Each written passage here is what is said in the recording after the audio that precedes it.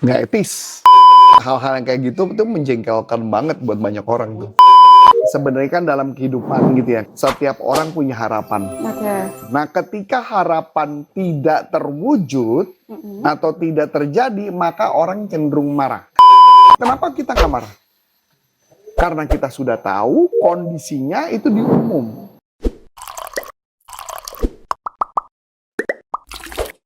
Di media sosial lagi rame video cewek ngamuk di gym. Padahal nggak ada angin, nggak ada hujan, lagi ngangkat beban, tapi tiba-tiba ngamuk maki-maki orang yang lewat. Kita bedah yuk, bukan soal siapa yang salah, tapi kenapa otaknya bisa meledak sebegitu gampangnya jika dilihat dari kacamata NLP. Kus pernah lihat video ini nggak?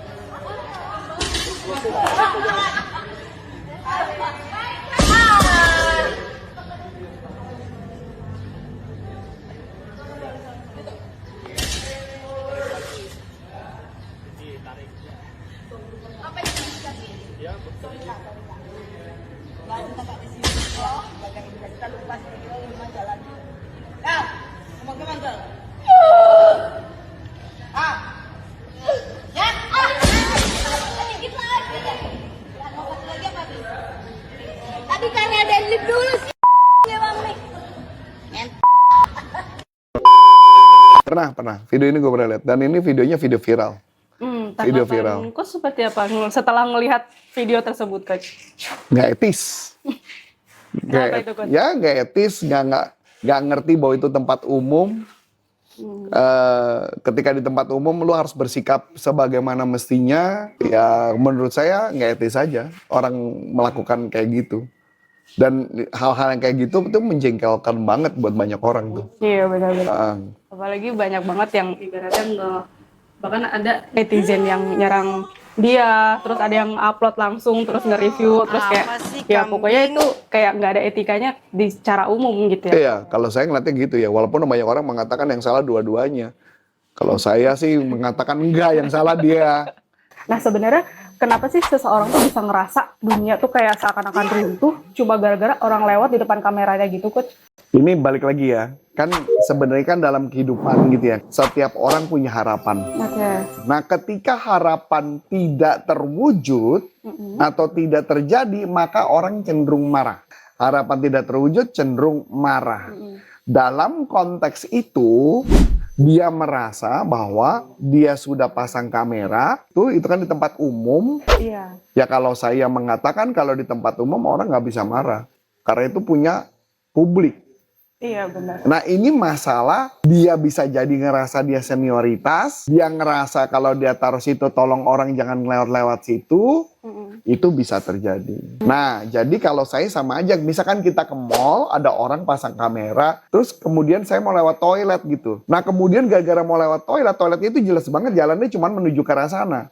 Sedangkan ada wanita di sana lagi bikin konten, itu ganggu nggak? Ganggu. Exactly. Tapi kalau dia yang marah, harusnya juga saya yang marah. Lo apa-apaan bikin konten di situ gitu loh. Iya, cara itu jalan umum juga. Jalan umum. Ya ngerti gak? Iya. Ya kalau mama orang yang lagi jalan dia bisa kan ngomong. Kalau dia marah kita bisa ngomong. Lo kira ini tanah bapak lu gitu kan. Bisa juga kita ngomong gitu kan, sama aja. Begitu juga orang yang bikin konten. Lu udah tahu gue lagi bikin konten. Jangan gitu. Nah balik lagi. Sebenarnya pada dasarnya setiap orang yang sudah berharap dan harapannya tidak terjadi, maka dia akan marah. Maka pertanyaan menarik, bagaimana konsepnya kalau mama kita tahu bahwa ngerekam di tempat umum? Sama seperti sekarang kita ngerekam di tempat umum, ini walaupun di rumah saya gitu kan, tapi di sebelah sana ada suara bunyi gerinda. Apakah kita bisa ngomel orang bunyi gerinda? Nggak bisa. Ya dong, itu kan masalah hak asasi setiap orang. Ya dong. Kenapa kita nggak marah? Karena kita sudah tahu kondisinya itu di umum. Yang dimana pasti ada berisik. Betul. Yang mungkin suatu saat kita lagi ngerekam juga bisa lewat tukang gojek. Iya. Bener nggak? Iya. Tapi masa kita marah? Karena kita sudah tahu bahwa kita nggak punya harapan.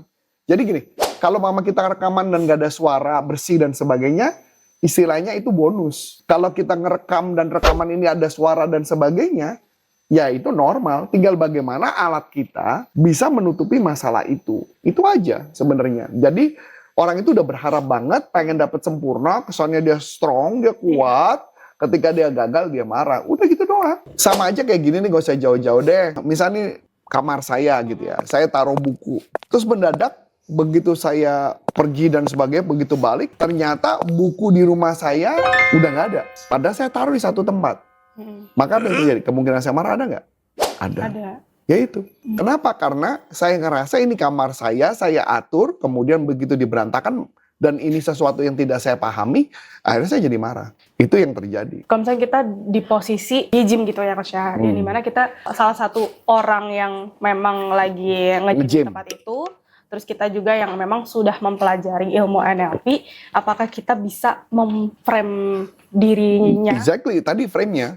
Frame-nya adalah lu jangan berharap. Lu jangan berharap bahwa lu akan baik-baik aja. Jadi sama aja kayak, lu berharap, lu bawa mobil, lu taruh mobil lu letaknya di posisi di lampu merah, letaknya di sebelah kiri. Kemudian karena lu mau lurus. Kemudian, lu berharap motor jangan motong dari kiri mendadak ke kanan. Ya, itu yang terjadi. Makanya kenapa kalau di Jakarta, misalnya saya bawa mobil, lu jangan berharap bahwa tidak terjadi, nggak mungkin. Tugas kita adalah, ini pasti terjadi. Makanya kita waspada. Kalau nggak waspada, tabrakan. Tugas kita adalah jangan terlalu berharap kepada situasi tertentu. Jadi, istilahnya prepare for the worst. Prepare dulu, the worst-nya apa yang bakal terjadi. Prepare aja dulu. Kayak contoh cewek yang gym itu tadi, kayak misalkan dia udah prepare, kalau misalkan ditaruh di sini bakal ada yang lewat nggak ya? Atau bisa aja kan taruh di depan dia sekiranya nggak ada orang lewat gitu. Sama aja kayak gini contoh. Saya ngecek kerjaan orang nih. Ngecek kerjaan orang. Saya ngecek kerjaan orang, saya dari awal udah punya ekspektasinya apa untuk tidak ngeset tinggi-tinggi. Kalau ngesetnya tinggi, nanti akhirnya orang itu tidak memenuhi, ngomel loh saya. Lebih baik anggap itu bonus aja dulu. Makanya ketika ngecek apapun, saya ngelihat dulu, oh oke, terus kemudian oke, ya sudah. Kalau memang saya mendadak dapat ide gitu ya, kemudian idenya bisa saya rubah dalam kondisi tertentu, ya kalau itu jadi mulur waktu kerja, ya mau nggak mau, memang itu yang diisi kepala saya gitu. Jadi saya nggak boleh ngeset ekspektasi dulu kepada sesuatu. Lebih baik udah kita tahu kondisinya kayak gitu, ya udah set, selesai. Nggak boleh lebih, nggak boleh kurang, udah. Berarti jatuhnya kayak realistis aja gitu, nggak perlu Nah, ada ini ekspektasi contoh gitu, sederhana. Ini contoh sederhana ya. Anak saya kerja di Batam. Dia pulang ke Jakarta karena pacarnya ulang tahun. Sekarang saya tanya, menurut lo logik apa enggak? Lu pulang nih, mau ketemu pacar lu dong. Dia ketemu pacarnya ulang tahun. Tapi lucunya, jam 1 udah pulang. Jam 1 siang udah. Siang udah pulang. Jadi ketemu pacarnya cuma 2 jaman doang. 2-3 jam. Sekarang pertanyaan saya, kalau kayak gitu ngapain gue pulang? Bener nggak? Kalau kayak gitu ngapain saya pulang? Iya. Mana bayarnya mahal, pesawat, betul nggak? Iya. Nangkep nggak maksud saya? Mungkin anak saya nggak kecewa karena dia sudah set ekspektasi juga. Nangkep ya? Iya. Jadi ngeset dulu ekspektasinya. Karena ngelihat juga kalau misalnya emang ekspektasinya itu sekiranya bisa dicapai, ya kita nggak ada Nggak ngerasa kecewa. Bahkan itu dianggap kita bonus kalau nggak ada apa-apa gitu ya Coach ya. Oke. Coach, kalau misalkan itu semua udah terjadi, udah emosi dan sebagainya, apa respon kita? Kita tuh sebagai siapa? Respon kita yang orang tersebut. Orang yang mana yang ngangkat besi? Iya. Ya kalau mama, balik lagi, kalau mama buat saya, orang tersebut udah buru ku teriak-teriak gitu ya. Tapi kalau ditanya, saya mungkin nggak teriak kayak gitu sih, kemungkinan enggak. Kalau saya, kemungkinan enggak kalau saya. Jadi kalau sampai itu terjadi gitu ya, ya udah. Ups, ya udah. Paling kita marah, sebel, ya udah tahan aja. Udah tahu itu tempat umum. Etik gitu, etika hidup gitu. Manusia tuh punya tetangga. Manusia hidup tuh bertetangga. Punya etikanya. Ya contoh kita bertetangga, kalau mama ketemu orang dengan tetangga kita kan pasti kita menyapa, kita senyum, betul nggak? Iya. Itu etis saja. Mungkin kecuali orang itu ngerasa dirinya lebih hebat, dia lebih senior, makanya ngomong jorok. Bener dong? Iya. Anggaplah misalnya contoh, karena dia yang ngerasa penguasa di tempat situ, maka dia akan melakukan tindakan itu. tindakan itu, saya berani jamin dia ngomong kasar karena dia ngerasa dia lebih kuasa Berkuasa di tempat itu. di makanya tempat udah dia itu atau lebih lama dan sebagainya. Iya benar-benar. Nah, jadi kalau enggak ya mungkin. Makanya balik lagi. Saya juga nge-gym, makanya kenapa saya nggak suka nge-gym di tempat umum. Karena saya nggak mau diganggu, santai gitu dan sebagainya. Ya kalau mama, tapi kan karena pertanyaan kan saya mau nge-gym, ya beli aja alat sendiri. Ya tapi mahal, beli aja murah-murah, kan saya juga punya alat murah-murah. Nah itu balik lagi. Jadi artinya mau atau enggak untuk berubah itu aja dulu. Iya, karena orang pasti beda-beda ya Coach untuk merespon hal tersebut. Makanya kalau misalnya ya hidup tuh sudut pandangnya mirip stoisme gitu ya. Jadi mau dikatain apa, dikatain bego, dikatain apa ya udah nggak penting gitu loh. Berantem tuh nggak penting gitu. Jadi kalau dikatain bego, oh terima kasih. Sebelumnya malah saya goblok bukan bego gitu. Boleh juga, silakan aja. Yang penting gua gak marah, bodo amat. Itu adalah nama ilmunya adalah insulting pacifism. Jadi di insult gitu, di pacifism diturunin gitu loh. Jadi gua meremehkan diri sendiri.